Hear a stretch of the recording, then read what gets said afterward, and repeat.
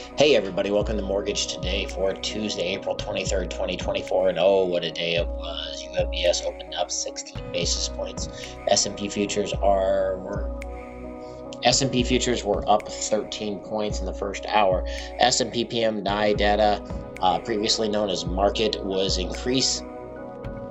S&P PMI data, previously known as market, has increasingly been tradable event in the past few years, and we have the latest example just now. 10-year yields were up near 4.65 just before the data, but dropped a quick 4+ basis points to 4.603. This brings them down just under 1 basis point on the day. So the S&P Services PMI came in at 50.9 on a 52 forecast. S&P Manufacturing PMI came in at 49.9 on a 52 forecast.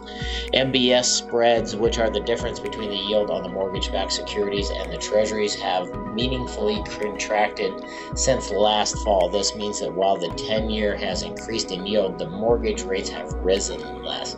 This is something we need to narrow out and then have the 10-year go down.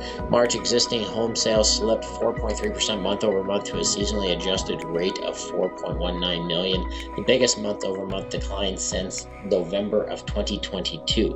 The February rise in mortgage rates undoubtedly hurt year-over-year sales, eased at 3.7% to 4.35 million.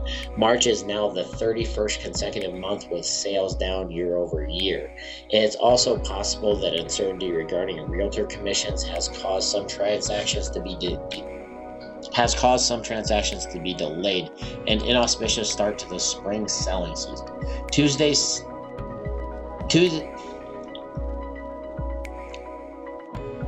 Tuesday's session was infinitely more interesting than Monday's, with a caveat being Monday was a total snooze fest. Bond market volumes were much closer to recent averages, and there was even some logical, data-driven volatility. As always, volatility can go both ways, and today's went the right way for once after S&P PMIs came in below forecast in both manufacturing and services sector. Relative to recent norms, the move was far from big, but it looked big compared to Monday. Notably, even before the data, yields were holding under the technical level at 4.65. The gains merely solidified the sideways vibes and has been in place since the middle of last week. So UMBS closed up 14 basis points at 99.61.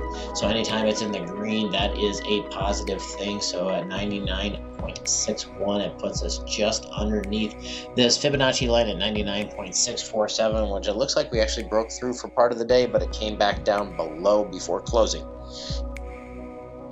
Mortgage REIT AGNC Investment reported earnings last night.